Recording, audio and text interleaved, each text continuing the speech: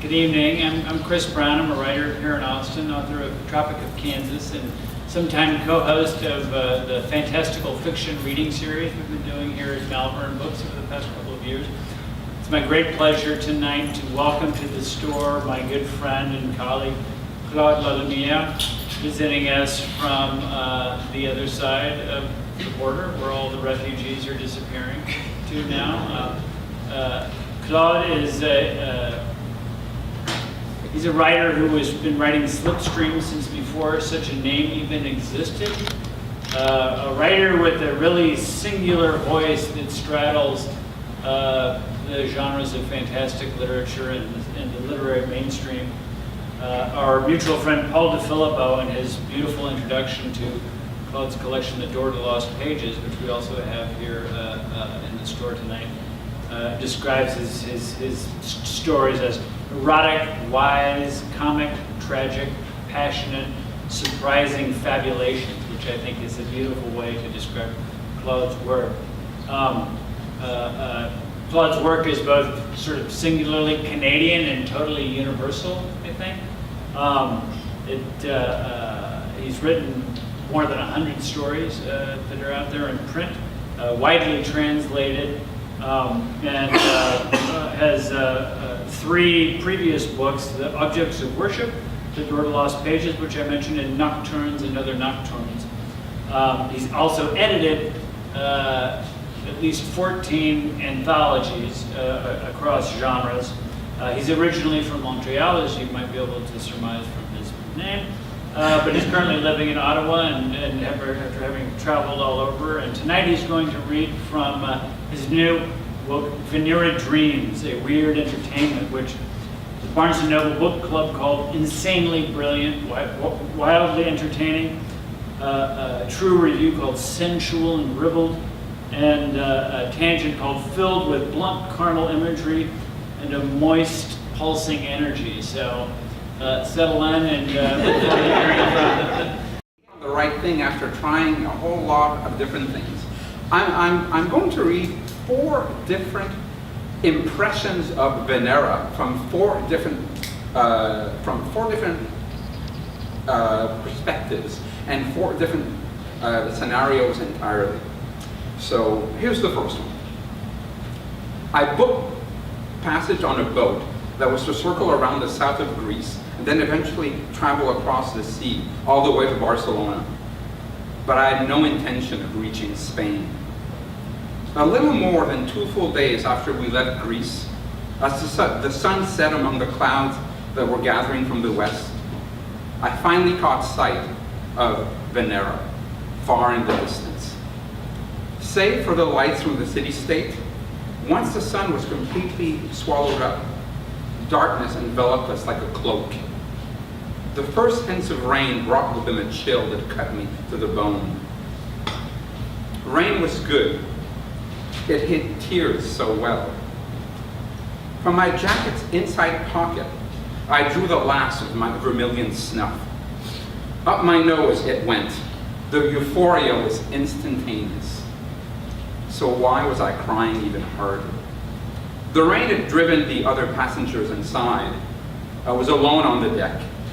I climbed over the rail and without hesitation jumped into the Mediterranean. I was so deeply under the spell of the vermilion that I didn't even notice the impact. But completely submerged, I choked on the cold, briny seawater. I had never been a good swimmer. This would be over quickly. But I was buoyed back to the surface. In the distance, I glimpsed the lights from Venera, the lights of unrequited dreams. I let myself sink deeper and deeper. The underbelly of the great Venera revealed itself, glowing with colors I could never have imagined, shimmering, pulsating, undulating, as if it were alive and in constant metamorphosis. A glorious farewell hallucination, courtesy of the vermilion that tingled through me? Or was I being allowed to perceive an aspect of the true, perhaps unfathomable the unfathomable essence of this strange metropolis. My lungs clamored for air. I almost opened my mouth and swallowed, almost let the water fill my lungs, ignoring the pull of both life and death. I closed my eyes, and the afterimage of Venera, it lingered, its intensity growing instead of fading. Again, I surfaced, gasping and shivering. Once my breathing settled back to normal, my gaze locked on the distant Venera. I possessed neither the strength nor the skill to undertake such a long swim, but the city-state's tendrils that by now snaked deeply within me, and I could not ignore the eerie beckoning. That was the first one. The second one is slightly more metafictional. It's something of a book report of some sort, or something like that. In Pirates to Nowhere, a group of 7 plunderers invade Venera, seeking its lucrative stores of vermilion, the euphoria-inducing spice that's manufactured from a plant which reputedly grows nowhere but in the soil of Vermilion Gardens, an inner borough of the archipelagic city-state. The vermilion plant has never been successfully smuggled out of Venera. No outsider knows exactly how to locate Vermilion Gardens. Never mind how to recognize the plant or even find the building or buildings where the precious stores are kept. One of the pirates, a Canadian named Bran Jameson, who may or may not be the same person as the book's author, boasts of having been in Venera as a child. The captain is counting on Jameson's memory to guide them all to riches. To the pirates' surprise, no one opposes them. In fact, at first, Venera appears deserted. The would-be thieves almost immediately lose their way in the unfamiliar streets of Venera, their poorly laid plans in shambles. The 5 men who comprise the rest of the crew blame both the captain and Jameson for this failure. The ensuing mutiny causes Jameson to be separated from his fellow criminals. He tries in vain to retrace his steps, to find the harbor where their ship set anchor. But as he navigates the streets of Venera, his sense of direction fails him. He loses himself in this alien cityscape, so unlike any other metropolis on Earth, and so unlike his memories of it. He loses sight of the sea and cannot locate any of the aquatic villas that so famously serve as Venera's main thoroughfares. Instead, he's caught in a maze of claustrophobic cobblestone streets that zigzag through the geometrically confusing architecture of Venera. Often, you can barely see the sky through the overhanging maze of passageways, balconies, arches, bridges, and vegetation. For days on end, the vegetation grows so dense that he comes to forget that he's in a city at all, believing himself lost in a labyrinthine primeval forest. Eventually, albeit temporarily, the jungle becomes more recognizably urban, although the bizarre geometry confuses a sense of logic and even of self. Throughout his journey, Jameson encounters visionaries, prophets, lunatics, sadomasochists, holy whores, defective automata, and deformed doppelgangers of his former crewmates. Time ceases to have any meaning for Jameson. Eventually, he wends his way into a garden. Cubist paintings hang from trees. The paintings are all different, but each of them is a stylized, distorted close-up of someone's face, perhaps his own. Each in turn, the Cubist heads spring to life, asking Jameson a series of surrealist questions, too arcane for Jameson to answer. He ventures deeper into the garden. A path leads him to the edge of a whirlpool made of light. The book ends mid-sentence as the hero descends into the luminous whirlpool.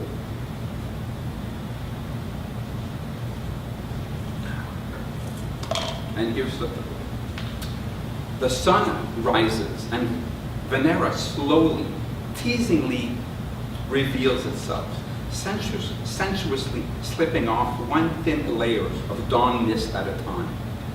It is as if it were freshly born this very morning, complete and perfect, like Venus from the half-shell. This is Detective Inspector Pietro Dovelander's first trip to the city-state. And despite himself, he is awed by the otherworldly sight of this notorious metropolis. None of those ubiquitous photographs do justice to its weird magnificence. First, there are the rows of lights emerging from the water, markers to guide the city's heavy boat traffic. Their glow, made ambiguous by the mist, imbues the air with an ethereal atmosphere.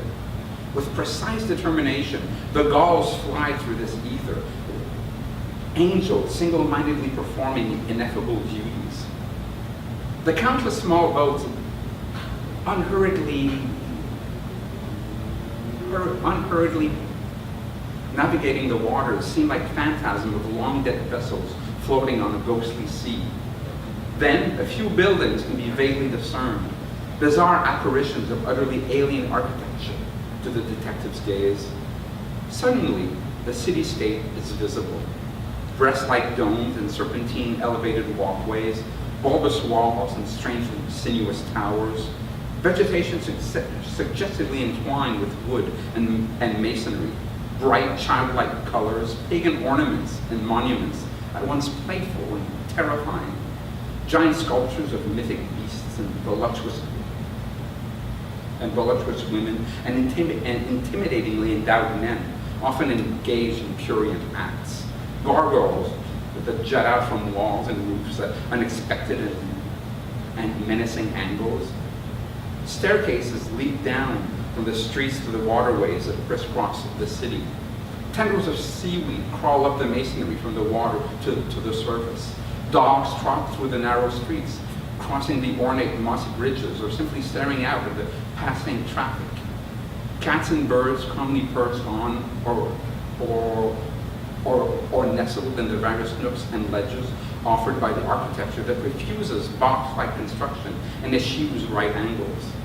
Unsettling beauty, tantalizing opulence, unfettered imagination, unabashed eroticism, wild nature enmeshed with sophisticated civilization. This city, the detective surmises, is the woman every man secretly yearns for, and even more secretly fears. And our last excerpt.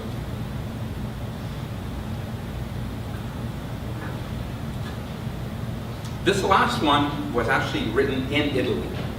I was in Italy for 5 weeks, and even though it's set partly in Venice, I actually wrote this in Palermo. So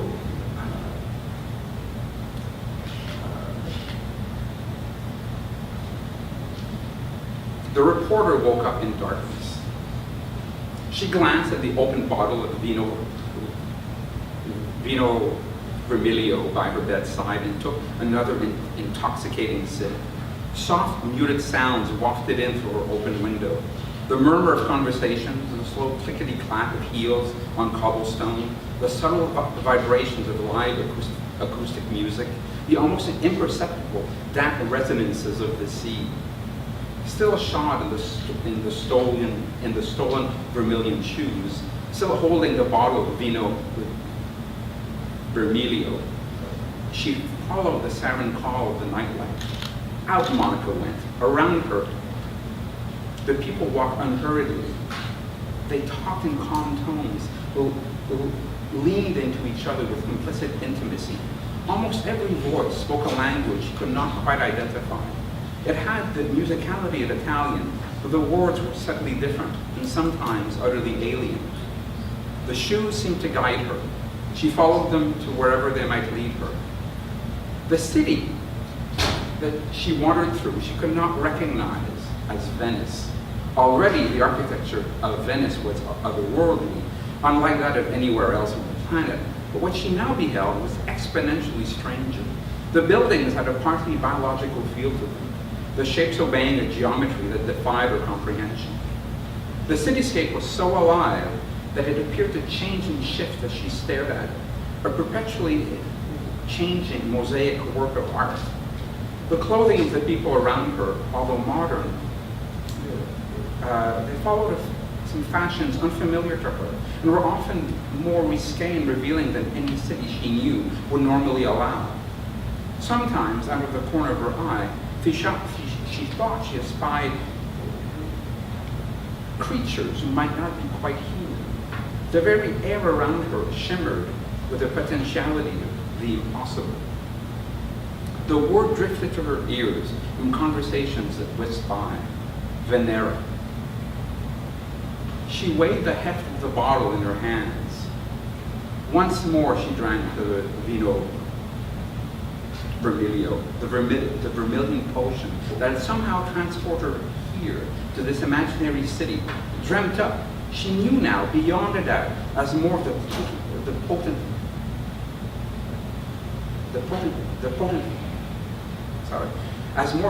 beverage seeped into her, not by Magus Amore, not by any person. This city, Venera, was the city of Venice's dreams, unfettered by the constraints of mundane reality, of petty mores, or of dreary human concerns. A phantasmorical city-state, dreamt up by an over-commodified city, yearning for weird intrigue and grotesque romance, yearning to seduce and fulfill the fantasies of those with enough imagination to perceive the dark and ineffable mysteries that inspire its innermost art. And Monica drank again for the vermilion wine. She drank deeply, then continued to wander the impossible streets of Venera. Thank you.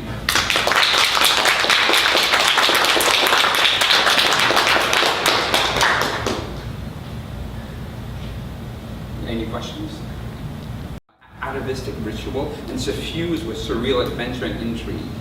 Outside forces repeatedly attempt to steal its most closely guarded treasure, the secret of the sacred spice vermilion, and its power to alter consciousness and perhaps even reality. Venera Dreams chronicles the city-state's mythic history through antiquity, through Roman times, the Renaissance, the Victorian era, the 20th century, the present, and the far future. You were about to ask? I guess I have two questions. Yes. You spent 5 weeks in Italy.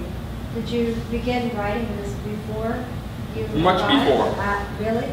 Yes, this trip that I was talking about was in 2012. I first dreamt up, I dreamt up the first story, what I thought then was only a story, in 2006, the first time that I was in Venice. And for years I tried to make it work as a story, then I tried to make it work as a novel, and it just didn't work. And finally I hit on the notion that really it needed to be a mosaic, and then it all opened up. And the first story that I began, it was maybe the 6th or 7th thing that I finally completed. It took me a long time to grasp that very first story, yeah, which is the next to last episode in the book.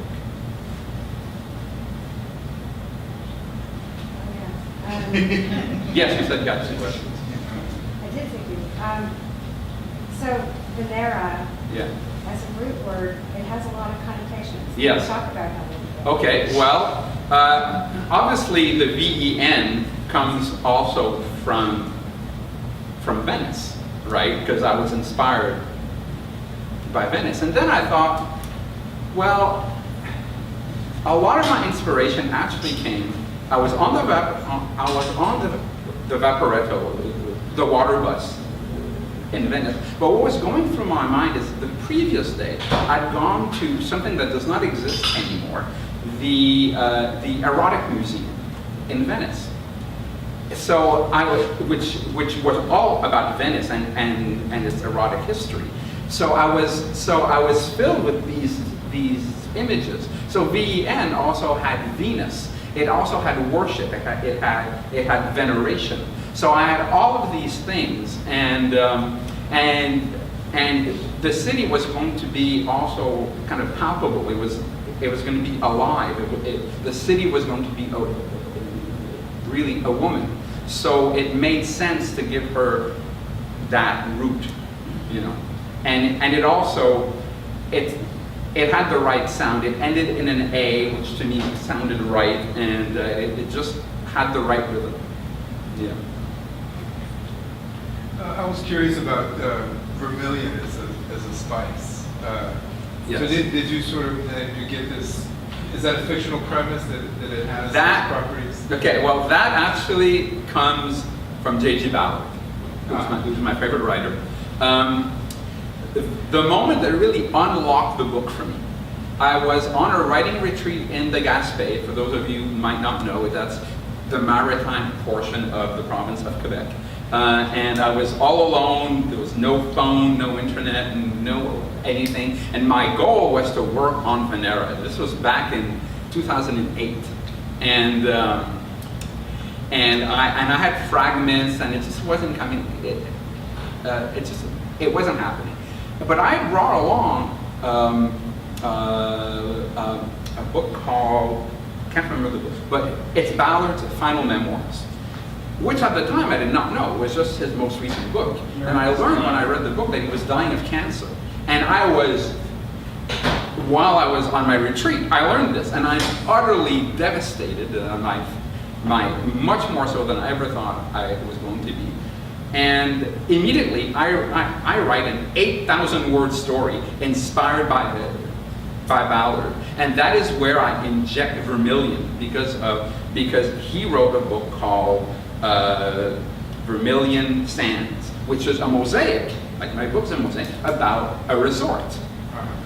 And I said, well, I'm writing a resort. I'm writing a mosaic anyway, so let me just use that as my homage to Ballard. And that 8,000-word story is a huge pulp-fueled homage to Ballard anyway.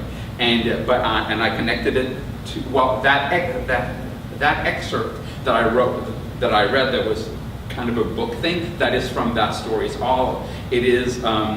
It's a series of short vignettes that describe an author's books, and he's highly inspired by Ballard, except all of his books deal with Venera, which is how it got into the book. Is there a map of Venera?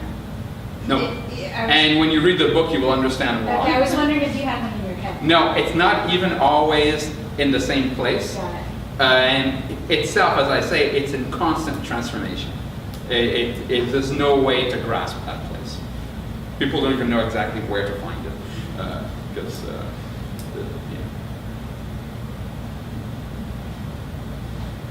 So, what are you working on now? What's coming up? Oh my God.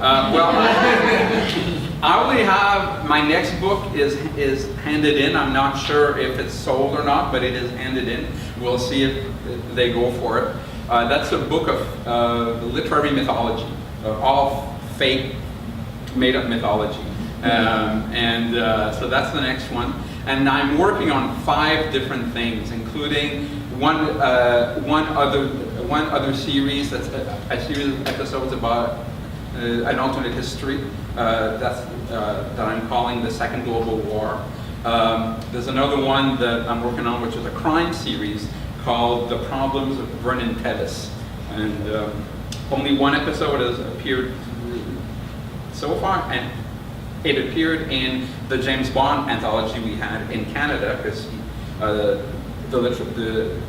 literary bond is in the public domain in Canada, and I have my character meet an unnamed retired secret agent from the UK, who, if you read between the lines, you understand that it's Bond. And I'm working on a collection of adventure stories that are unrelated, and I'm also working very early stages a big superhero book that I'm hoping to finish at some point. Awesome. But yeah, so that's what the various things that I'm working on right now. You need a bunch of 5-week trips daily, I think. Yeah.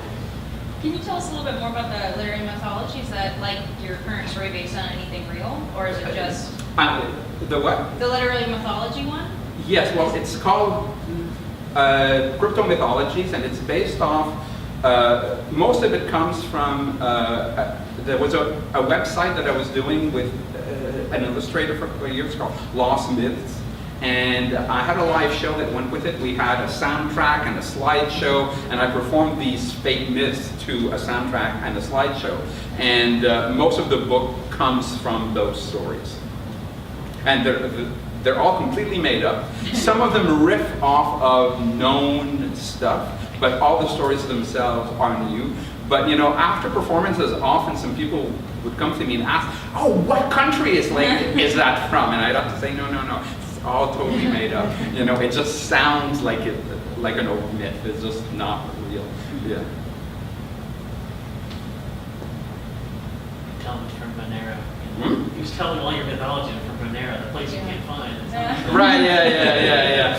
You know, when I was in Venice, just, in June, Yes. there was an exhibit, because it was the biennial, of the wreck of the Unbelievable. Right. The Unbelievable being a ship by the artist Damien Hirst. It was in 2 different museums. It was basically hundreds of artifacts that this artist made out Right. of this wreck that he made out with videos of them bringing the stuff up from the sea. Right.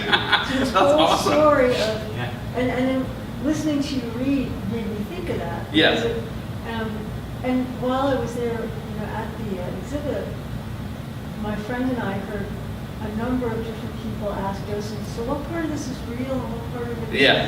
It's Yeah. all made up. Yeah, that's right. That's exactly right. There's no Yeah. real coral. There's no. And Venice is a city that inspires that a lot. Yes, I can see that. I love Venice. It's a great place.